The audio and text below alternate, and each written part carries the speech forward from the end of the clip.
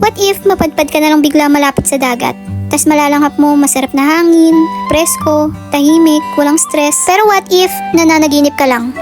Kung hindi man, ay wag mong skip tong video na to kasi for sure makaka-relate ka. Gusto ko lang bigyang saysay yung mga moment na to kasi nakakapanghinayang naman kung buburahin ko lang. Gusto kong sagutin yung tanong na, anong pakiramdam tumira malapit sa dagat?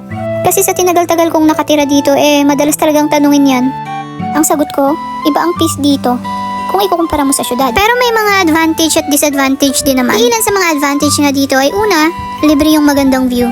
Araw-araw kang may sunrise at sunset. Hindi ka na pupunta pang malayo para makakita ng mga ganitong senaryo kasi lalabas ka lang ng bahay, andyan na. Pangalawa, kung may pamilya kang mangingisda o kapitbahay, talagang malilibre ka madalas ng pangulam. Paano ko nasabi? Kasi halos araw-araw purga na kami sa isda. Pero aangal ka pa ba? Libre na nga, fresh pa. Pangatlo, presko ang hangin. Hindi mo na kailangan mag-aircon kasi hangin pa lang halos liparin ka na. Isa pa, no need ng dryer dito kapag may mga sinampay. Isang malakas na hangin lang, tuyo na agad ang mga damit mo. Pang-apat, stress reliever. Pansin nyo, halos mga tao nagbi-beach kasi ang laking tulong talaga ng beach vibe sa tao na nakakawala ng stress. Yung tunog ng alon, pang-therapy, literal.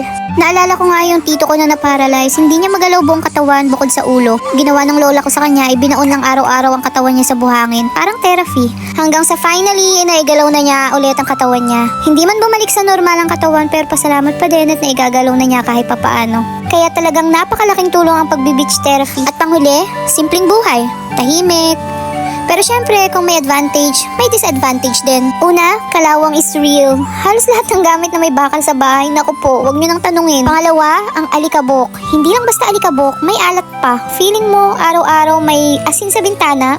Tapos tipong kakaligo mo lang, malagkit ka na naman. Iba kasi talaga ang moy sa dagat, malagkit. Pangatlo, laging magulo yung buhok mo. Gawa ng minsan, malakas ang hangin, kaya minsan nakakatamad na lang talaga magsuklay. Pang-apat, ito talagang nakakatakot kapag may bagyo.